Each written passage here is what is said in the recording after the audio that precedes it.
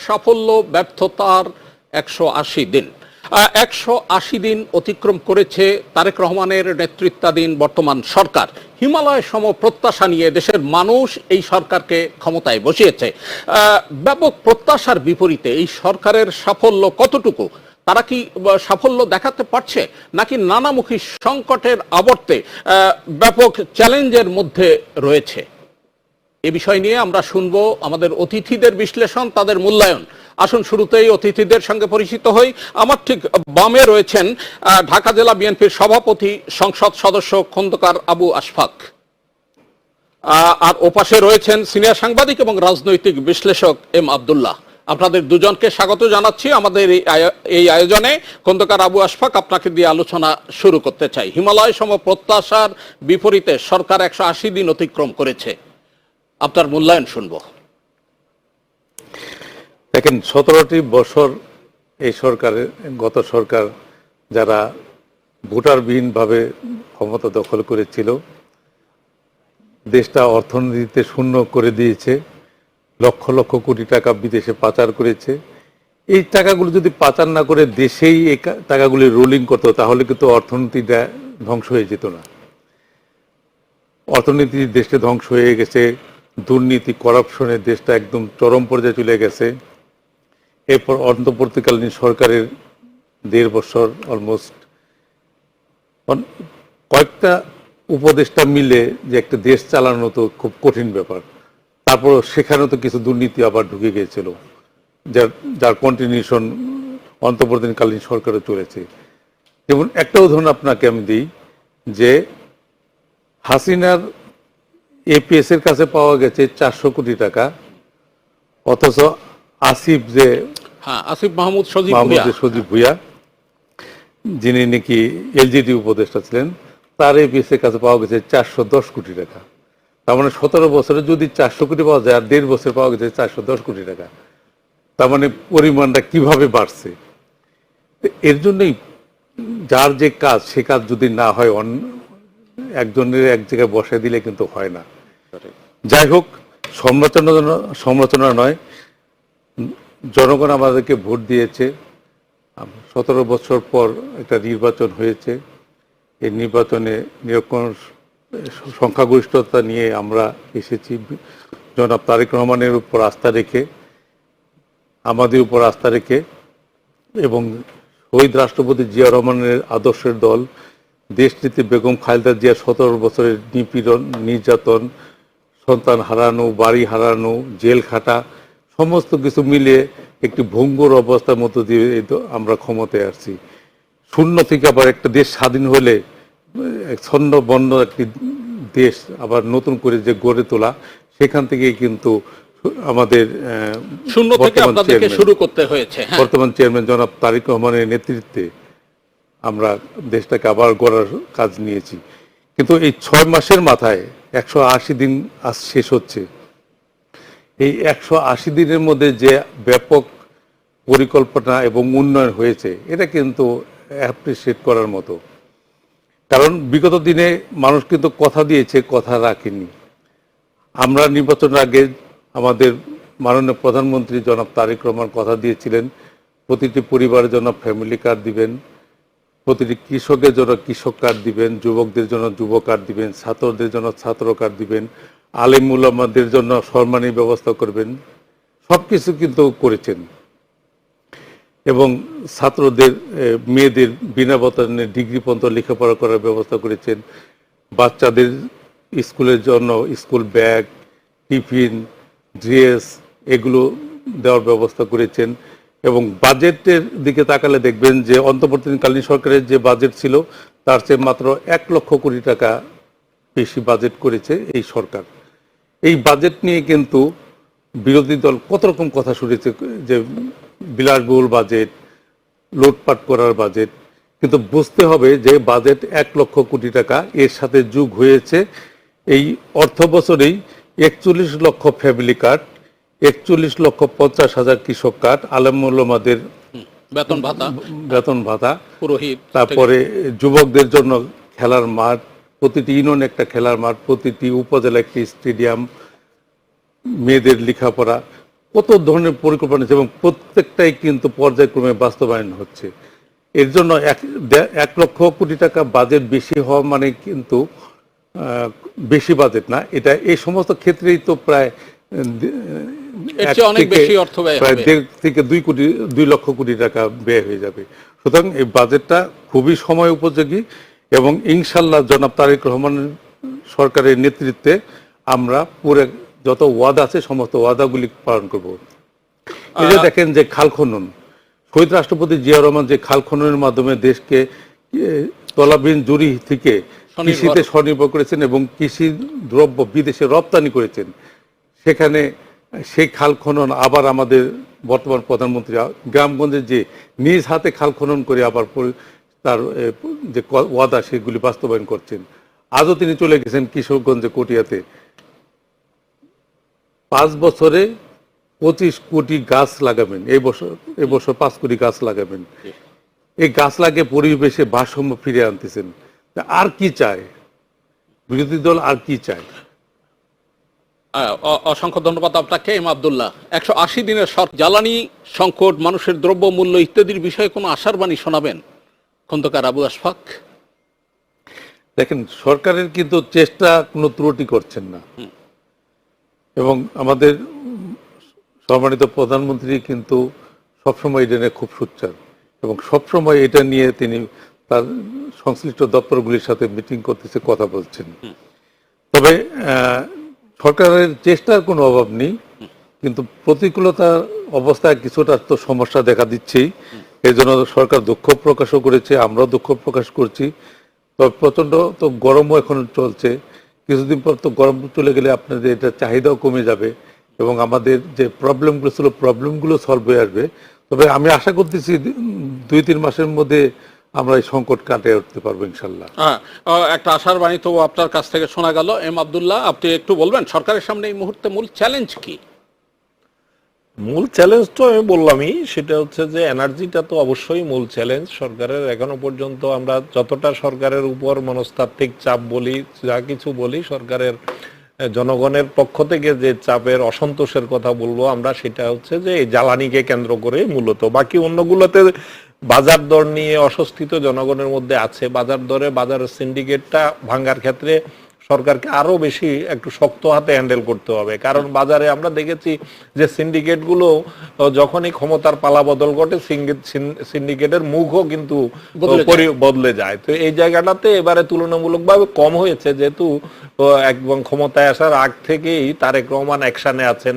প্রায় 7,000 ক্ষমতায় আসার আগেই 5ই আগস্টের পরে 7-8 হাজার নেতাকর্মীকে বহিষ্কার করেছেন শুধুমাত্র এই জাতীয় অনৈতিক কাজকর্মে, বিশেষ করে চাঁদাবাজি, দখলদারি এগুলোর সাথে জড়িত থাকার কারণে। আর ক্ষমতায় আসার পরও এ ধরনের বিচ্ছিন্ন বিক্ষিপ্ত ঘটনা ঘটছে বিভিন্ন জায়গায় ক্ষমতায় আসলে যা হয়। কারণ 15-16 বছর যারা ক্ষমতার বাইরে ছিল তাদের আর্থিক অবস্থা তো একটা এক্ষেত্রে গুরুত্বপূর্ণ, কিন্তু তারপরে এখন সুযোগ আসলে কে না করে। আর এমনটা হয়েছে বাংলাদেশের রাজনৈতিক কালচার অনুযায়ী এই আওয়ামী লীগের যারা দখলদারিত্বে ছিল তারা ডেকে ডেকে বুঝিয়ে দিয়ে গেছে বিএনপির নেতাদেরকে। উনি হয়তো 2-4টা পেয়েছেন কিনা জানি না, ডেকে ডেকে যে এটা তো টার্মিনালটা আমি আপনার হয় নাই। যাই হোক, তাহলে আপনি হচ্ছে অপোজিশনের সময়ও রাজপথে সোচ্চার ছিল। যাই হোক, তো এটা কিন্তু কাউকে কাউকে কিন্তু ডেকে এনে দিয়ে গেছে যে একটা বালু মহাল, যে এটা আমি এতদিন দেখতাম, তুই দেখ আবার যদি পরিবর্তন হয়, আর মাঝে মধ্যে আমার খুদ করে যা দিবি আমি, অথবা এটা থেকে আমাকে এটার বিনিময়ে আমাকে একটু পুলিশের দৌড়ানি থেকে আমাকে রক্ষা করিস। এই জাতীয় কন্ট্রাক্ট গুলো কিন্তু মিউচুয়ালি অনেক জায়গায় হয়ে গেছে। তো যে কারণে অটোমেটিক যেগুলা গেছে এগুলা নিয়ে খুব একটা বিরোধও নাই, তারা কিন্তু বোঝাপড়ার মধ্য দিয়ে এভাবে চলছে। তো এভাবে হয়তো চলতে থাকবে, কিন্তু যেখানে জোর জবরদস্তি করে হচ্ছে এগুলা যখন সংবাদপত্রে আসছে তখন কিন্তু অ্যাকশন হচ্ছে, দলের পক্ষ থেকে অ্যাকশন হচ্ছে, সরকারের পক্ষ থেকে অ্যাকশন হচ্ছে। আগে তো অ্যাকশন হতো না, ওগুলাকে মনে করতো যে এটা সবই হালাল।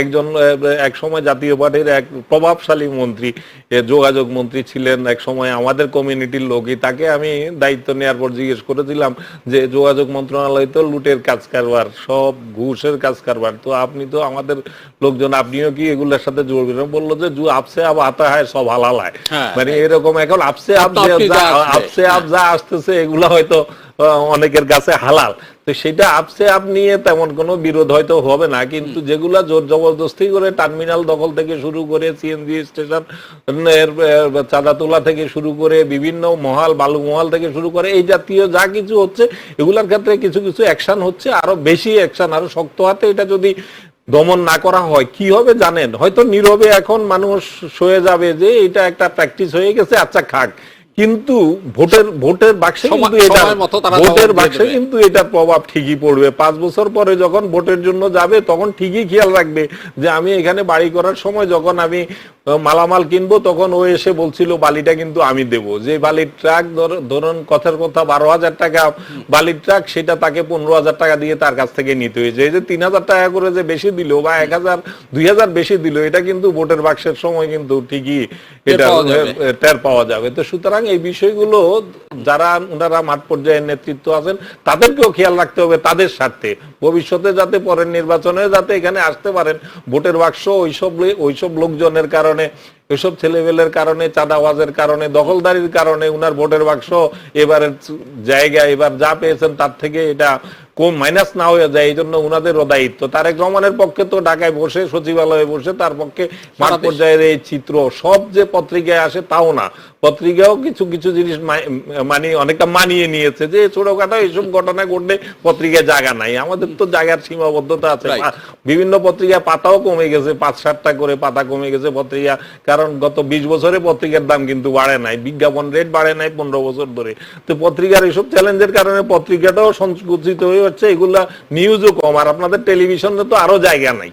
তো সুতরাং অনেক খবরই আসে না, কিন্তু ওনারা যারা মাঠ পর্যায়ে আছেন তারা যদি এগুলোর ব্যাপারে খেয়াল না রাখেন তাহলে কিন্তু এটা ভোটের বাক্সে ঠিকই মূল্য দিতে হবে। অসংখ্য ধন্যবাদ আপনাকে। শুনে আসছি একটু খন্দকার আবু আশফাক, কি বলবেন আপনি এই বিষয়ে? সরকারের সামনে কি এখন মূল চ্যালেঞ্জটা কি, এবং এই যে এম আব্দুল্লাহ যে বিষয়গুলো দখলদারিত্ব, চাঁদাবাজি, দখল বেদখল ইত্যাদির যে অভিযোগটা করলেন, এই বিষয়ে আপনার জবাব? দেখেন, আমাদের সম্মানিত প্রধানমন্ত্রী এবং বিএনপি চেয়ারপারসন জনাব তারেক রহমান এই সমস্ত ব্যাপারে কিন্তু খুবই কনসার্ন। সে সারা দেশের খবর তিনি রাখেন এবং তার বিভিন্ন সেক্টরে খবর রাখার সুযোগ আছে, লোক আছে, সেক্টর আছে, বিভিন্ন সংস্থা থেকে তিনি খবর নিচ্ছেন। যেখানেই তিনি অনিয়ম দেখছেন সেখানেই কিন্তু তিনি বাধাগ্রস্ত করছেন। আপনারা কিছুদিন আগে দেখেছেন যে আমাদের এক সংসদ সদস্যের নামে একটি নিউজ হয়েছিল, তাকে কিন্তু শোকজ করা হয়েছে। মানে একটা সংসদ সদস্যকে যিনি ছাড় দিচ্ছেন না, আর নিচের লেভেলে ছাড় দেওয়ার সুযোগ কই। তারপরে একটা জিনিস প্রবলেমটা দেখবেন যে 17 বছর প্লাসে অন্তর্বর্তীকালীন সরকারের সম্মত একই প্রশাসন ছিল, যে প্রশাসনের ভিতরে যে করাপশনটা একদম দানা বেঁধে আছে, সেখান থেকে চেঞ্জ হচ্ছে, কিন্তু রাতারাতি তো চেঞ্জ করা সম্ভব না। আপনি 5 জন অফিসারকে সরাই দিবেন, আপনার নতুন 5 জন অফিসার তো লাগবে। হ্যাঁ, সঠিক। মানে আপনি যদি 5 জন অফিসারকে সরাই দিয়ে জায়গাটা শূন্য রাখেন তাহলে তো কাজই বন্ধ হয়ে যাবে, স্ট্যাগনেন্ট হয়ে যাবে, একদম স্থবিরতা হয়ে যাবে। সুতরাং সবকিছুই চেঞ্জ হবে, সময় দিতে হবে। তো সরকারের সামনে এই মুহূর্তে কি চ্যালেঞ্জটাকে আপনি প্রধান মনে করেন? বর্তমানে প্রধান চ্যালেঞ্জ হলো এই যে বিদ্যুৎ গ্যাস পরিস্থিতি স্বাভাবিক করা, দ্রব্যমূল্য সহনীয় পর্যায়ে আছে, তারপরে এটাকে আরো মানুষের নাগালে নিয়ে আসা, যদি যানবাহনের খরচটা কমে যায় তাহলে খাদ্যদ্রব্যের দামও কমে যাবে, একটার সাথে তো একটা রিলেটেড। এর সঙ্গে চাঁদাবাজিও তো একটা বড় বিষয়। চাঁদাবাজি বিগত দিনে যেভাবে হয়েছে ক্ষেত্রে, হ্যাঁ, বিগত দিনে এখনো কিন্তু ধরেন আওয়ামী লীগ সরকারের নেতারা পালিয়ে গেছে, তার মাঠ পর্যায়ে যা আছে তারা কিন্তু এখনো অবস্থান করছে। তারা কোনো না কোনো ভাবে দেখা গেছে যে আমাদেরই কোনো নেতা ছত্রছায়ায়, তারা এটা বলতে দ্বিধা নেই, ছত্রছায়ায় তারা এই আকামগুলো করছে, কিন্তু এখান থেকেও আমাদেরকে সরে আসতে হবে। এই আকাম কুকামে জড়িতদের তো চিহ্নিত করে তাদের বিরুদ্ধে ব্যবস্থা নিতে হবে। অলরেডি ব্যবস্থা নিচ্ছে আমাদের দল নিচ্ছে। জি। এবং ভাই বলে গেলেন যে কয়েকশো নেতাকর্মীকে বহিষ্কার করা হয়েছে এবং যেখানে যত না, প্রায় 8,000। 8,000 তো নির্বাচনের আগেই, নির্বাচনের আগে, নির্বাচনের নির্বাচনের আগে, পরে, নির্বাচনের পরেও কিন্তু প্রচুর বহিষ্কার হয়েছে। এখানে সরকার কিন্তু জিরো টলারেন্স এবং আমার দলও জিরো জিরো টলারেন্স। টলারেন্স। হ্যাঁ, তারা কোনো ক্রমে কোনো অনিয়ম এবং লুট তরাজ এগুলি থেকে এগুলির প্রশ্রয় দিচ্ছে না এবং যারা করছে তাদেরকেও কিন্তু শাস্তির আওতায় আনছে। এবং আমাদের কাছে যেমন আজ আমি আমার নির্বাচনী এলাকায় গিয়েছিলাম, সেখানে পদ্মা আছে, বালি মহল আছে, যত্র তত্র যার যার খুশি বালির ব্যবসা করছে। আমি যাই প্রশাসনকে সোজা বলে এসেছি যে প্রশাসনের অনুমতি ছাড়া কেউ কোনো বালি মহল করতে পারবে না। আমাদের নির্মাণের জন্য, বাড়িঘর নির্মাণের জন্য, ভরাটের জন্য বালু দরকার আছে, সিমেন্ট দরকার আছে, সব দরকার আছে, কিন্তু সেটাও একটা সিস্টেম আছে। একটি এলাকায় যদি অনিয়ন্ত্রিত বালি তুললে অনিয়ন্ত্রিত বালি তুললে ভাঙনটা ত্বরান্বিত নিতে হবে। এবং আপনার নির্বাচনী এলাকায় তো ভাঙন বাড়ছে, মানুষ রাস্তাঘাটে চলতে পারছে না বালির ধোঁয়ায়। এই জন্য আমি বলে আসছি যে 4-5টা, এক এলাকা 20টা আছে, এখানে 4-5টা থাকলে যথেষ্ট। এই 4-5টা যদি সবগুলি মিলে 4-5টা হতে পারে হলো, না হলে যদি তা না পারে তাহলে যেগুলো নাকি মানুষের ক্ষতি করছে সেগুলোকে যেন বন্ধ করে দেওয়া হয়। এমনিভাবে যদি সারা দেশে এভাবে যারা নেতা আছে, যারা সংসদ সদস্য আছে, তারা যদি যার যার এলাকাগুলি নিয়ন্ত্রণ করে, তাহলে ইনশাল্লাহ এটা ফিরতে বাধ্য। আর তারপরে একটা জিনিস দেখেন যে পত্রিকা, তারপরে বিভিন্ন দর্শকের চেয়ে সাংবাদিক বেশি। আপনি একটা অনুষ্ঠানে গেলেন, দেখেন যে সামনে 100 লোক ক্যামেরা নিয়ে দাঁড়ায়, হাতে মোবাইল থাকলেই তো সে, মানে আপনি যে কারোর সাথে হাসবেন এই হাসিটা পর্যন্ত টিকটক বানায় ফেলে। এখন আমাদের তো খুব সতর্কভাবে চলতে হয় এবং নেতা কর্মী যা আছে সকলকে সতর্কভাবে চলতে হয় এবং অনেক কিছু চিন্তা ভাবনা করে চলতে হয়। এর জন্য এই দিন দিন কিন্তু পরিস্থিতি পরিবর্তন আসছে। ইনশাল্লাহ আমি আশাবাদী জনাব তারেক রহমানের নেতৃত্বে আমরা দেশ এগিয়ে যাবে এবং এই করাপশন গুলো বন্ধ হবে, একদম জিরো টলারেন্সে চলে আসবে একটা সময়। অসংখ্য ধন্যবাদ আপনাকে। এম আব্দুল্লাহ, সংসদ ভাইব্রেন্ট, অত্যন্ত সচল সরকারি বিরোধী দল আলোচনায়, অথচ বিরোধী দল রাজপথে, লং মার্চের ঘোষণা, মহাসমাবেশের ঘোষণা, সরকার ব্যর্থ এই অভিযোগ করে সরকার হটানোর কথা পর্যন্ত বলা হচ্ছে। এই বিষয়টাকে আপনি কিভাবে মূল্যায়ন করেন এই 180 দিনে? বিরোধী দল যদি সরকারের বিরুদ্ধে কথা না বলে, আপনি তো কয়দিন পরে বিরোধী দলের পদত্যাগ দাবি করবেন যে এই বিরোধী দলের দরকার নাই। আমরা তো অতীতে বসংবদ বিরোধী দল আমরা দেখেছি। তো সেই জন্য বিরোধী দল একটু বলুক না, তাতে সমস্যাটা কি? এই জন্যই তো গণতন্ত্রে তো স্পেস থাকবে, বলবে। তবে এই যে নইলে গদি ছেড়ে দে, এটা বলার এখনই যারা বলছেন, আমি মনে করি এটা ঠিক বলছেন না। এই ধরনের স্লোগান যদি এখন দেন তাহলে 4.5 বছরের মাথায় স্লোগান তো আর খুঁজে পাবেন না। তো এই জন্য আমার মনে হয় যে এগুলো বিরোধী দলেরও স্লোগানের ক্ষেত্রে, আন্দোলনের ক্ষেত্রে, বক্তব্যের ক্ষেত্রে সংযমী হওয়া দরকার। আর সরকারকেও আজকে আমরা শুনলাম মাননীয় প্রধানমন্ত্রী তিনি এক ধরনের হুঁশিয়ারি দিয়েছেন যে রাস্তায় নামলে কঠোরভাবে না, দমনের কথা বলেন না। আপনি শব্দ চয়নের উল্টা পাল্টা করলে দমন করবেন, কিন্তু বলেন নাই নতুন বাংলাদেশ না, এখন আর শেখ হাসিনার ভাষায় তো কথা বলা যাবে না, দমনের কথা বলেন নাই। উনি প্রতিরোধ করা হবে, এটা রাজনৈতিক ভাষা। দমনের কথা বলতে পারবেন না, দমনের কথা বললে আবার কিন্তু স্বৈরাচারের ভাষা হয়ে যাবে। তো সুতরাং তিনি বলেছেন যে প্রতিরোধ করা হবে। তো রাজনৈতিক প্রতিরোধ তিনি পাল্টা করতেই পারেন, কিন্তু আমি মনে করি যে প্রধানমন্ত্রীকেও এইসব বিষয়ে আরো বেশি সহনশীল হলে ভালো হবে। কারণ এখনই প্রতিরোধ করার মতো বিরোধী দলের এই ঘোষণা আসলে শেষের দিকে গিয়ে শব্দ সবার জন্যই শব্দ সংকট দেখা দিবে। আজকে আপনি সংসদ, আমি বলেছি সংসদ ভাইব্রেন্ট, আপনি বহু বছর সংসদ কভার করেছেন। না, সংসদে অবশ্যই, সংসদে এই জন্য আমি এটাকে থ্যাঙ্কস দিই যে সংসদের বিশেষ করে স্পিকার এবং ডেপুটি স্পিকার এবারে অসাধারণ পারফর্ম করছেন। তারা তুলনামূলকভাবে বিরোধী দলকে যেভাবে চাইলেই সুযোগ দিচ্ছেন। সংসদে যদি কথা বলার, দাবি উত্থাপনের জায়গা থাকে তাহলে কিন্তু রাস্তায় খুব একটা যাওয়ার প্রয়োজন পড়ে না। যেটা আমি মনে করি সরকারেরও কৌশল নেওয়া উচিত, যে সংসদে তাদেরকে বেশি Space বেশি দিতে কথা হবে। বলতে দেওয়া, স্পেস দেওয়া, এবং শুধু স্পেস দিলেই হবে না, আবার সংসদে তাদের বক্তব্যগুলোকে গুরুত্ব দিতে হবে এবং সেটা অনুযায়ী ব্যবস্থাও নিতে হবে। যখন ব্যবস্থা নেবেন না তখনই কিন্তু তারা আবার রাস্তায় নামার সুযোগটা নেবে। বিরোধী দল লং মার্চ দিয়েছে, তাদেরও তো দল টিকিয়ে রাখতে হবে, দলকে সংগঠিত রাখতে হবে। তারা যদি সরকারের গুণগান করার জন্য তো বিরোধী দল না, বিরোধী দলের কাজই হচ্ছে যে সরকারের সমালোচনা করা, ভুল ত্রুটি ধরা, আর এটা সরকারের জন্যও দরকার। বিরোধী দলের যদি এ ধরনের চাপ না থাকে তাহলে সরকার কিন্তু স্বৈরাচার হয়ে যায়, স্বৈরাচারী মনোভাব তৈরি হয় সরকারের মধ্যে, সরকারের মন্ত্রীদের মধ্যে এক ধরনের মানে উন্নাসিকতা।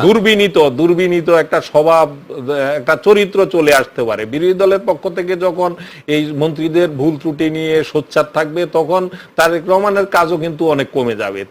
তিনি যে নজরদারি করবেন, তিনি যে মন্ত্রীদেরকে ডেকে ধমক দিবেন, তার আগেই কিন্তু যদি বিরোধী দল একজন মন্ত্রীর বিরুদ্ধে, মন্ত্রীর অনিয়মের বিরুদ্ধে, মন্ত্রীর ব্যর্থতার বিরুদ্ধে কথা বলেন, তখন ওই মন্ত্রী কিন্তু আগেভাগেই সজাগ হয়ে যাবে, যে কারণে তারেক রহমানের দায়িত্বটাও অনেকখানি কমে যাবে, যে ওই মন্ত্রীকে সতর্ক করা বা ওই মন্ত্রীকে বিরুদ্ধে ব্যবস্থা নেওয়ার জায়গাটা। তো এগুলো গণতান্ত্রিক সমাজে এটি থাকবে, এটি করতে হবে।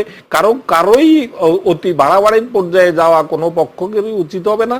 আমরা একটা নতুন বাংলাদেশে বোঝাপড়ার মধ্য দিয়ে যদি আমাদের গণতন্ত্রটা শক্তিশালী হতে আমাদেরকে একটু সময় দিতে হবে, কারণ আমরা 17 বছর গণতন্ত্রের লেশ মাত্র ছিল না। এখানে আমরা কোনো কিছু সহনশীল আচরণ দেখি নাই। সেখানে রাস্তায় নামলে গুলির ভাষায় কথা বলা হতো, যখনই কর্মসূচি দেওয়া হতো আগের রাতে ধরপাকড় শুরু হয়ে যেত, রাতের বেলা তুলে নিয়ে যেত, যাদেরকে প্রয়োজন, যারা ভালো ভালো সংগঠক তাদেরকে গুম করা হতো, খুন করা হতো। তো এই কালচার যে দেশে ছিল সেই দেশে তো এই পরিবর্তন, একটা গণতান্ত্রিক কালচার আসতে একটু সময় নেবে। দুই পক্ষকেই এ ব্যাপারে দায়িত্বশীল ভূমিকার জায়গায় অসংখ্য থাকতে ধন্যবাদ হবে। আপনাকে। আবু আশফাক, কি বলবেন আপনি? এই বিরোধী দল রাজপথে সরকারের পদত্যাগ চাওয়া, নইলে গদি ছেড়ে দে, এই ধরনের বক্তব্য, দেখেন, সংসদ যখন সচল, আপনি সংসদ সদস্য। সংসদে আমরা যা বলছি, সরকারি দল যা বলছে বা বিরোধী দল যা বলছে, ওখানে কিন্তু খুব মধুর সম্পর্ক। আপনি খেয়াল করবেন যে সংসদ শেষ হয়ে গেলে বিরোধী দলের নেতা সহ অনেকে এসে প্রধানমন্ত্রীর সাথে আলাপ আলোচনা, কথাবার্তা প্রধানমন্ত্রীকেও এগিয়ে গিয়ে বলে, মাঝখানে প্রধানমন্ত্রীও কথা বলতে, বিরোধী দলীয় নেতার সাথে বলেন, কুশল মানে বিনিময় কুশল করতে আমরা বিনিময় দেখেছি, করেন। কথা বলতে কিন্তু দেখেছি। ওখানে কিন্তু কোনো হটটক হচ্ছে না, প্রাণবন্ত। কিন্তু ওখানে প্রাণবন্ত আলোচনা হচ্ছে। ওখান থেকে বেরোয় এসে কিন্তু যখন মঞ্চে যাচ্ছে তখন কথা সুর কিন্তু চেঞ্জ হয়ে যাচ্ছে। যদি কোনো দোষ ত্রুটি থাকে আমরা কিন্তু সংসদে সেটা সেরে ফেলতে পারি, তাহলে মাঠে পরিবেশটা নষ্ট হয় না। আমরা কিন্তু মানুষ, আমরা ফেরেশতা না কেউ, আমাদের ভুল ভ্রান্তি হতেই পারে, কিন্তু সেটা যদি গঠনমূলক সমালোচনা হয় তাহলে কিন্তু আমরা সেটাকে অ্যাকসেপ্ট করি। কিন্তু সেটার সমালোচনাটা যদি রাজনীতিতে একটা ব্যাড কালচার শুরু হয়েছে দেখেছেন, হ্যাঁ, যে বিশ্রী ভাষায় কথা বলা, রাইট, রাইট। মানে একদম শিষ্টাচার বহির্ভূত শিষ্টাচার শব্দ। বহির্ভূত কথা হ্যাঁ। বলা, যে অনেক ছোট ছোট অনেকে, যেমন এনসিপির সদস্য যারা আছেন অনেকে কিন্তু আমাদের সন্তান তুল্য, মানে আমরা কলিগ সংসদে বা বাইরে যারা আছে তারাও, আমরা একসাথে রাজনীতি করি, কিন্তু অভিজ্ঞতার ক্ষেত্রে কিন্তু আমরা, আমার 45 বছরের অভিজ্ঞতা রাজনীতিতে, ওদের অভিজ্ঞতা কম, কিন্তু ওদেরকে তো শিখে আসতে হবে। রাজনীতিটা তো একদিন দুই দিনের জিনিস না। যারা রাজনীতি করি আমরা যতদিন বাঁচবো ততদিন রাজনীতি করবো এই প্রত্যাশা নিয়ে থাকি। কিন্তু এই যে অল্প বয়সে যে মুখ খারাপ করে এই সিনিয়র নেতাদের সম্বন্ধে যে কথাবার্তাগুলো বলা, এগুলো কিন্তু খুব দুঃখজনক। এবং এরা আমাদের ওদের পরবর্তী যারা আছে, আমাদের পরবর্তী ওরা, ওদেরও তো পরবর্তী আছে, তারা কি শিক্ষা নেবে? তারা তো এর চেয়ে আরো খারাপ দিকে ডায়লগ। শিষ্টাচার বহির্ভূত এই কথাবার্তা। তবে সরকারি দলের পক্ষ থেকেও কিন্তু দু একজন মানে পাল্টা আক্রমণ করতে গিয়ে খুব সুবিচার করে, সেটা আমরা বলবো না, তাদেরও তো বিষয় আপনি কি বলবেন? তাদেরও তো সতর্ক হওয়া উচিত। সকলের জন্য একই মেসেজ। বাণী, সকলের জন্য একই মেসেজ। কারণ রাজনৈতিক ভাষায় কথা বলতে হবে। রাজনীতিক একটা ভাষা আছে, সেটাকে যদি আমরা কলুষিত করি সেটা কিন্তু জনগণ সেখানে ক্ষতিগ্রস্ত হয়। এম আব্দুল্লাহ, খুব ছোট করে একটু বলবেন এই ইস্যুতে শিষ্টাচার বিবর্জিত কথাবার্তা নিয়ে। না, সেটা তো আপনি বললেন যে এটা এক পক্ষে হচ্ছে না, এক পক্ষে হয়তো বেশি হচ্ছে। আমি আশফাক ভাই যে কথাটা বললেন, আমি কিন্তু এনসিপির পার্লামেন্টে যারা গেছেন তাদের কারো ভাষার কোনো সমস্যা আমি দেখি না, কিন্তু বাইরে যারা হ্যাঁ, বাইরে নাসিরুদ্দিন আছেন, বাইরে পাটোয়ারি বিশেষ আছেন, করে, এর মধ্যে একজন, মূলত নাসিরুদ্দিন একজন। পাটোয়ারি, হ্যাঁ। তো এই একটি নতুন দল, এই দলের একজন তরুণ নেতা, তার স্টাইলটা এইটা, হয়তো সে এইটাই স্টাইল হিসেবে, তার মডেল হিসেবে নিয়েছে। এবং খুব ইন্টারেস্টিং দিক হলো, আপনি দেখেন এই ধরনের কথা বলে কিন্তু মির্জা আব্বাসের মতো একজন হেভিওয়েট নেতাকে কিন্তু প্রায় ধরাশায়ী করে দিয়েছিল। আপনি ভোটের ব্যবধানটা সম্পর্কে জানেন, এবং কথা আছে যে ওখানে কিন্তু রেজাল্টের কিন্তু অনেকটা মানে অন্যরকমও হয়ে যাওয়ার অবস্থা হয়েছিল, পুনর্গণনার না কয়েকটা কেন্দ্রের, এসবের মধ্য দিয়ে মির্জা আব্বাস শেষ পর্যন্ত উঠে। তো এই আমাদের সামাজিক বাস্তবতার কথা বলেন, তখন কিন্তু সবাই কিন্তু আমরা সমালোচনা করেছি মির্জা আব্বাসের মতো একজন এরকম একজন সিনিয়র নেতার ব্যাপারে, সে যেভাবে অব্যাহতভাবে নির্বাচনী প্রচারণায় আক্রমণাত্মক কথা বলছিল, কিন্তু ভোটের বাক্সে কিন্তু তার কিন্তু সাংঘাতিক ভাবে সে এটা কিন্তু একটা বড় মানে তবে একটা বিষয় তো মানতেই হবে, রাজনীতিবিদদের কাছ থেকে মানুষ শিখবে। হ্যাঁ, সেই শেখার জায়গা, শিষ্টাচার বিবর্জিত বক্তব্য সেটা না দিয়ে, কোনোভাবেই সমর্থনযোগ্য না, সেটা কোনোভাবেই সমর্থনযোগ্য না, কিন্তু এটা আমাদের সামাজিক বাস্তবতা, আমি বলছি। হ্যাঁ। তবে আব্দুল্লাহ ভাই যে কথাটা, সেই কথাটার সূত্র ধরে আমি ধরি। ধরেন এই পাটোয়ারি সাহেব মির্জা আব্বাসের কে প্রায় ধরাশায়ী করার পর্যায়ে চলে গেছিলেন, আব্দুল্লাহ ভাই যেটা বললেন।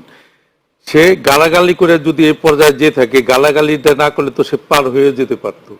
তাহলে কোনটা বেটার? হ্যাঁ, বেটার হচ্ছে আমরা শিষ্টাচার বিবর্জিত, এটা তো আমরা জানি না। হ্যাঁ, গালাগালি না করলে ভোট যদি আরো কম হইতো, হয়তো এটাকেই একটা গোষ্ঠী এটাই পছন্দ করে, হতে পারে, কোনটাই তো আমরা জানি না। আমাদের এই আলোচনা চলবে, আর শেষ বিরতির পরে এসে আপনাদের দুজনকে শুনবো। সুপ্রিয় দর্শক, আবারও ফিরবো খন্দকার আবু আশফাক আপনার কাছে। সরকার এবং বিরোধী দল রাজপথে, সংসদে, দুই জায়গায় বিরোধী দল এখন তৎপর। সরকারের সঙ্গে বিরোধী দলের একটা দূরত্ব হচ্ছে, বিরোধী দল সরকারের পদত্যাগ চাচ্ছে, আবার সরকারের তরফ থেকে বিরোধী দলকে চোখে চোখে রাখবার কথা বলা হচ্ছে, বিশৃঙ্খলার বিরুদ্ধে হুঁশিয়ারি দেয়া হচ্ছে। এই যখন বাস্তবতা, আড়ালে থেকে মুস্কি হাসছে ফ্যাসিস্টরা, যারা পালিয়ে গেছে, যারা দেশে এখনো লুকিয়ে আছে। কি বলবেন আপনি? দেখেন, সরকারের সাথে বিরোধী দলের দূরত্ব থাকবে, এটাই স্বাভাবিক। তাহলে তো যদি দূরত্বটাই না থাকতো, তাহলে তো একদল হয়ে যেত, একদলের শাসন হয়ে যেত, শেখ হাসিনা শাসন হয়ে যেত, যে বিরোধী দলের কথা বলার কোনো সুযোগ নেই। এখানে কিন্তু বিরোধী দলের কথা বলার সমস্ত সুযোগ সুবিধা আছে, যার যা খুশি বলছে, কিন্তু আমরা প্রতিবাদ না, আমরা দুঃখ করি যে যখন নাকি অশুভ আচরণগুলো করা হয়, রাজনৈতিক ভাষার বাইরে যেয়ে যখন নাকি নোংরামি ভাষাগুলো ব্যবহার করা হয়, তখন আমাদের কাছে খুব কষ্ট হয়। কারণ এত রক্তর বিনিময়ে এই যে রক্ত যা গিয়েছে, এটা বিরোধী দল যারা আছে তাদের গিয়েছে, আমাদের গিয়েছে। আমরা 17টা বছর আমাদের দেশ নেত্রী বেগম খালেদা জিয়া তার এই দেশের জন্য তার স্বামী হারিয়েছেন, সন্তান হারিয়েছেন, বৃদ্ধ বয়সে জেল কেটেছেন, তার বসবাসের বাড়িটি থেকে তাকে এক কাপড়ে বের করে দেওয়া হয়েছে, তিনি শেষ পর্যন্ত জীবনও দিয়ে গেলেন, কিন্তু দেশের জনগণকে ছেড়ে তিনি কখনো যাননি। এবং তার কিন্তু একটা কথাই ছিল, এই দেশের জনগণ সকলে আমার সন্তান। আমার 2 সন্তান চলে গেছে, কিন্তু এক সন্তান মারা গেছে, প্রবাসে ছিলেন অন্তরীণ, আরেক সন্তান প্রবাসে অন্তরীণ ছিলেন। তারপরে কিন্তু তাকে ভালো অফার দেওয়া হয়েছিল যে বিদেশে যায় শান্তিতে থাকেন, কিন্তু তিনি বলেছেন এই দেশের জনগণই আমার সন্তান, এদেরকে রেখে আমি কখনোই দেশ ছেড়ে যাব না। এই যে ত্যাগ, এই দেশের জন্য যে ত্যাগ, এই ত্যাগ 17 বছরে তিনি ত্যাগ করে গেলেন। আমরা জেল খাটলাম, আমাদের ঠিকানা ছিল কোর্টের বারিন্দা অথবা জেলখানা। সেই জেলখানা থেকে বেরোয় যে সংসদে গিয়েছি, অনেক ত্যাগের বিনিময়ে, রক্তের বিনিময়ে। তাই সেখান থেকে যদি আমরা আমাদের মধ্যে বিভাজন তৈরি করি, তাহলে কিন্তু ওরা তো মুচকি হাসবেই। আমাদের বিক্ষোভের কারণে এদেশের বিক্ষোভ, এদেশের আপময় জনগণ, শিশু সন্তানটি, যে ছেলেটি ক্লাস 3-4 পড়ে বা মেয়েটি 3-4 পড়ে, সে এই সরকারের, হাসিনা সরকারের বিরুদ্ধে রাস্তায় নেমে গেছে, সাথে সাথে তার মা বা ভাই বোন সবাই নেমে গেছে। শেষ পর্যায়ে বিদায়, হাসিনার বিদায়টা ছিল কিন্তু পুরো জাতি, আওয়ামী লীগ বাদে পুরো জাতি একত্রিত হয়ে যখন নাকি মাঠে নামলো তখন হাসিনা পালিয়ে গেল। এতে কত হাজার হাজার লোকের রক্ত গেল, কত মানুষ গুম হয়ে গেল। আমরা যদি এখন এই বিভাজন তৈরি করি তাহলে কি এত মানুষের রক্তের দাম কে দিবে, এদের মূল্যায়ন কে করবে? এদের রক্ত কি বৃথা যাবে? কিন্তু কোনো রকম বিভাজন করা যাবে না। এই দেশকে নতুনভাবে গড়তে হবে। আমাদের প্রধানমন্ত্রী জনাব তারেক রহমানের নেতৃত্বে দেশ যে এগিয়ে যাচ্ছে তাকে সহায়তা করতে হবে, পিছন থেকে টেনে ধরা যাবে না। তাহলে জনগণ মুক্তি পাবে। জনগণ যে মুক্তি নিয়ে এই যে এত বছর পর একটা স্বাধীনভাবে ভোট দিলেন, সেই ভোটের মূল্যায়ন যদি করতে হয় তাহলে সরকার বিরোধী দল মিলে সমালোচনার জায়গায় সমালোচনা করব, সরকার ভুল করলে ভুল ধরে দেব, কিন্তু তার অগ্রগতি দিয়ে তার উন্নয়নকে কোনো ক্রমে আমরা যেন বাধাগ্রস্ত না করি, এটাই আমার প্রত্যাশা। অসংখ্য ধন্যবাদ। এম আব্দুল্লাহ, সরকার বিরোধী দলের দূরত্ব, মুস্কি হাসছে ফ্যাসিস্ট। ফ্যাসিস্টের হাসির কোনো কারণ আমি দেখি না, কারণ এই হাসির তেমন কোনো কারণ ঘটবে না। কারণ এটা স্মরণ রাখবেন যে ফ্যাসিস্টের ব্যাপারে কিন্তু সরকার আর বিরোধী দল এক বিন্দুতে আসতে 1 মিনিটের বেশি সময় নেবে না।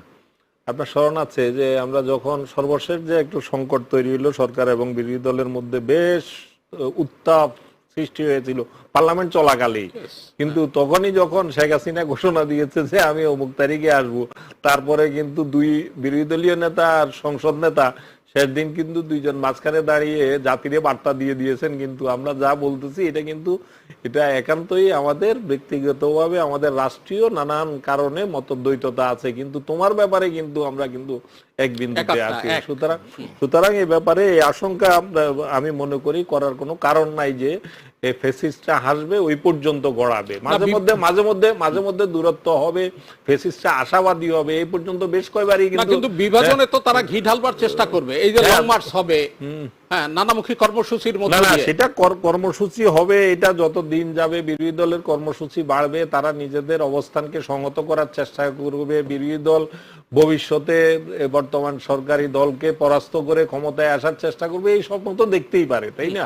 এই স্বপ্ন গত নির্বাচনের আগেও তো তাদের স্বপ্ন ছিল। তারা এখনো মনে করে যে তাদেরকে, বিরোধী দল মনে করে যে তাদেরকে ষড়যন্ত্র করে তাদেরকে ক্ষমতার বাইরে রাখা হয়েছে। এই বক্তব্য বিশ্বাস করে বলেন নাকি যাদেরকে আশ্বস্ত করেছিলেন তাদেরকে সান্ত্বনা দেওয়ার জন্য বলেন আমি জানি না। যে কারণেই বলেন না কেন বিরোধী দল, কিন্তু তাদেরা তো ক্ষমতার যাওয়ার জন্যই তো এখন রাজনীতি। একসময় জামাতে ইসলামের আদর্শিক রাজনীতি ছিল, তারা শুধুমাত্র ইসলাম প্রতিষ্ঠা করবে, ক্ষমতার রাজনীতির ব্যাপারে তাদের, কিন্তু এখন কিন্তু জামাত ইসলামী ক্ষমতার রাজনীতি করে। এই পরিবর্তন তো এই দলের মধ্যে এসছে। তো সুতরাং তারা ক্ষমতায় যাওয়ার জন্য তো স্বাভাবিকভাবে তাদের দলকে সংগঠিত করা, দলের জনপ্রিয়তা বাড়ানো, বিরোধী দলের সরকারি দলের ভুল ত্রুটিকে কাজে লাগিয়ে নিজেদের অবস্থানটাকে, তারা ক্ষমতায় আসলে এই ভুল ত্রুটি হবে না, আরো ভালো চলবে, এগুলো দেখানোর জন্য তো তাদের, এটাই তো তাদের রাজনৈতিক পলিসি হবে। রাজনৈতিক পলিসি তো বিএনপি কে শান্তিতে থাকার জন্য, বিএনপি আরো একেবারে দুধের নহর বয়ে দিতেছে দেশে, এরকম জিনিস প্রচার করার জন্য তো বিরোধী দলের কাজ না। তো সুতরাং এটাই করবে তারা। কিন্তু আমি মনে করি না যে এই তিক্ততা, এই যে বিরোধ, এটা এমন পর্যায়ে যাবে না যে আওয়ামী লীগ বা শেখ হাসিনা দেশে এসে আবার পুনর্বাসিত হবেন, ওই পর্যন্ত এই বিরোধ যেতে তারা কেউই দিবেন না। কেন দিবেন না? কারণ যদি শেখ হাসিনা আসে, এই 2 দলের কেন বাকি কারোই, একমাত্র আওয়ামী লীগ ছাড়া শেখ হাসিনা তো, শেখ হাসিনার শত্রু তো শেখ হাসিনা নিজেই। আপনি যতবারই কথা বলে, অডিও যতগুলো লিক হয়েছে সবগুলাতে যে হ্যান করেন গা তেন করেন গা, আইসেই এগুলা সব তালিকা করতেছি, আইসা খাইয়া বলামু, বাসায় দিমু, জাহাজে তুলিয়া পাঠাইয়া দিমু, এইসব কথা ছাড়া তো কোনো কথা নাই।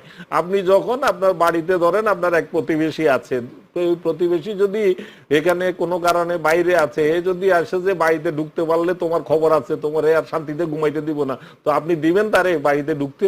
তো এইটাই তো, এইটুকুই তো শেখ হাসিনার জন্য। তো শেখ হাসিনা নিজেই সবচাইতে, দেশে থাকতো শেখ হাসিনার শত্রু, আওয়ামী লীগের শত্রু শেখ হাসিনা ছিল। এখনো আওয়ামী লীগ যে ফিরবে রাজনীতিতে, এটার সবচাইতে বড় অন্তরায় হলো শেখ হাসিনা। শেখ হাসিনার বক্তব্যের কারণে, শেখ হাসিনার মুখের কারণে আওয়ামী লীগের যে সম্ভাবনা যেটুকু অবশিষ্ট আছে সেটাও শেষ হয়ে যাবে। এবং আওয়ামী লীগের এই বাংলাদেশের রাজনীতিতে ফেরার যতটুকু সম্ভাবনা দূর ভবিষ্যতে তৈরি হওয়ার, শেখ হাসিনা যত বেশি কথা বলতে দিবে তাকে, যত যত বেশি কথা বলবে তত সেই সম্ভাবনাটা আরো কমতে থাকবে, এবং যেটুকু সম্ভাবনা আছে সেটাও আর থাকবে না। অসংখ্য ধন্যবাদ আপনাকে খন্দকার আবু আশফাক। আপনি যদি একটু শেখ হাসিনার দেশে ফেরার ঘোষণাটাকে আপনি কিভাবে দেখেন, আর মাননীয় প্রধানমন্ত্রীর ভারত সফরটাকেই বা কিভাবে মূল্যায়ন করবেন?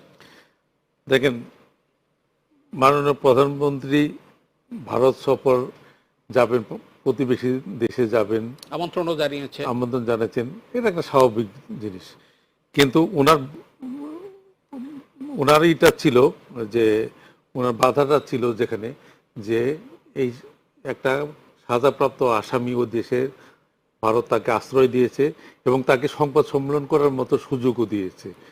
তাই একটা পলাতক আসামি, একটা সাজাপ্রাপ্ত আসামিকে যদি এই সুযোগ দেয়, তখন কিন্তু আমাদের জন্য এটা খুব বিব্রতকর হয়ে যায়। এই কারণে কিন্তু আমাদের প্রধানমন্ত্রী খুব দ্বিধাদ্বন্দ্বে ছিলেন।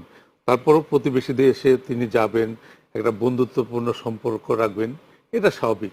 তিনি কিন্তু নতজানু হয়ে যাচ্ছেন না, ভারতের কাছে কোনো সাহায্য চেতে যাচ্ছেন না। একটা পার্শ্ববর্তী দেশের সাথে বন্ধুত্ব সুলভ সম্পর্ক রাখবে, এর জন্যই কিন্তু তিনি যাচ্ছেন। এটাকে আমি স্বাগত জানাই। জি, অসংখ্য ধন্যবাদ। আব্দুল্লাহ, এই শেখ হাসিনার দেশে ফেরার ঘোষণাটাকে কিভাবে? দেশে ফেরার ঘোষণা তো আমি বললাম, এগুলা স্রেফ স্ট্যান্ডবাজি। শেখ হাসিনার ক্ষেত্রে এখন তো আমরা আনতে চাই, দেশে ফেরার তো এই কখন ফিরবে ওই জন্য তো অপেক্ষা করতে চাই না। সরকার চায় যে তাকে ধরে, এখন সরকারের মূল দাবি কি, শেখ হাসিনাকে প্রত্যার্পণ করো। তার মানে কি, এই ডিসেম্বরে কবে আসবে এইসব স্ট্যান্ডবাজি বাদ দিয়ে তারা এখন দেও আমরা এখানে জেল রেডি করি। এই জন্যই তো এটাই এখন সরকারের অবস্থান। তো সুতরাং এখানে তার স্ট্যান্ডবাজির কোনো মূল্য নাই। দলীয় নেতা কর্মীদেরকে একটু চাঙ্গা করার জন্য মাঝে মধ্যে এসব আওয়াজ দিবে, এগুলা দিয়ে দলীয় নেতাদেরকে বিপদগ্রস্ত করছে। তাদেরকে সংগঠিত রাখার এই কৌশলটা ভুল কৌশল। এটা করে, কারণ একটি সরকার, একটি নির্বাচিত গণতান্ত্রিক সরকার ক্ষমতায় আসছে, অ্যাটলিস্ট 5 বছর এই সরকারের তো কোনো চিন্তা ছাড়াই এই সরকার 5 বছর থাকবে। তো সুতরাং এই 5 বছরের মধ্যে 6 মাস না যাইতে এখানে এই সরকারকে যদি অস্থির করতে চায়, তাহলে তো যারা অস্থির করতে চাইবে তারাই বিপদ। আর তার কথায় যে খুব একটা কাজ হচ্ছে না, আপনি দেখবেন আওয়ামী লীগের সবচেয়ে বড় পুঁজিটা কি, বড় অ্যাসেটটা হচ্ছে যে শেখ মুজিব। এই শেখ মুজিবের মৃত্যুবার্ষিকীতে যেখানে আমরা কান্না কাটিয়ে আমরা কত কিছু গত 15 বছর আমরা দেখেছি, এক একজনের বুক ফেটে যায় বাবার জন্য। কিন্তু এবারে কয়জন ঝুঁকি নিয়ে নামছে আপনি বলেন? ওই বঙ্গবন্ধুর কি বাড়িতে, সেই ভাঙ্গা বাড়িতে সামনে কয়জন, সেখানে 3 জন, সব মিলিয়ে মার গেছে 3 জন, অ্যারেস্ট হয়েছে 2 জন। তো এই 5 জনের ঝুঁকি নিচে আমি বলতে পারবো। তো তাহলে আপনি দেখেন অবস্থানটা কোথায় গেছে। তাদের মূল অ্যাসেট যেটা, সেটা ব্যবহার করাই তো তারা এখন আর সেটা ব্যবহার করতেই তো ঝুঁকি নিতে চাচ্ছেন না। 2-4টা বিক্ষিপ্ত ভাবে 2-4টা কর্মসূচি পালন করার চেষ্টা করছে। তাদেরও এগুলার লক্ষ্য হচ্ছে যদি অদূর ভবিষ্যতে বা দূর ভবিষ্যতে যদি ক্ষমতায় আসে, যাতে এরকম একটা ছবি রাখতে পারলে এটা দেখায় বলতে পারি যে আমি সেই দুঃসময়ে কিন্তু আমি একমাত্র মিছিল নিয়ে নেমেছিলাম এই উদ্দেশ্যে। ওই প্রেমে না, শেখ হাসিনার প্রেমেও না, শেখ মুজিবের প্রেমেও না, বা দলের প্রেমেও না। ওই যে যদি কখনো ক্ষমতায় নিরাকালি আবার ফিরে আসে, তাহলে যাতে কিছু সুযোগ সুবিধা পাওয়া যায়, ওই নিয়তেই কিন্তু বিভিন্ন জায়গায় সংগঠিত হয়ে কিছু এই ছবি, ফটো সেশন, এটা ফটো সেশনের মধ্যে সীমাবদ্ধ। জি, খন্দকার আবু আশফাক, একদম শেষ পর্যায়ে আপনার শেষ কথা। দেখেন, শেখ হাসিনা দেশে আসবেন, এটা তো স্বাভাবিক, উনি এই দেশের নাগরিক, কেন আসবেন না? এবং উনি যদি না আসেন, আমরা তো ওনাকে আনার জন্য ইন্ডিয়ার কাছে আবেদন করছি, ওনাকে ফেরত দেওয়ার জন্য। আনতে চাই আমরা, আমাদের দেশে নাগরিক, আমাদের দেশে ফেরত দিক। এ দেশে প্রচলিত আইনে তার বিচার হবে। আমরা তো শেখ হাসিনার মতো কাউকে গুম করতে চাই না, খুন করতে চাই না। আমরা তার, সে যে অন্যায় করছে, সে যে খুন করে গেছে, সে খুনের বিচার তার হবে না? আমরা তো আইনের প্রতি শ্রদ্ধাশীল। তাই আমরা চাই শেখ হাসিনা আসুক, না আসলে তাকে আমরা আনবো, এনে তার দেশে প্রচলিত আইনে তার বিচার করব। এবং এতে করে এই দেশ, যারা নাকি মৃত্যুবরণ করেছে, যারা আত্মহত্যা দিয়েছে এই দেশের জন্য, যারা পঙ্গু হয়েছে, তাদের আত্মা শান্তি পাবে, তাদের পরিবার শান্তি পাবে যে না, এদেশে অন্যায়কারীর বিচার হয়েছে, আইনের শাসন প্রতিষ্ঠিত হয়েছে। অসংখ্য ধন্যবাদ খন্দকার আবু আশফাক এবং এম আব্দুল্লাহ আমাদের এখানে এসে অনেক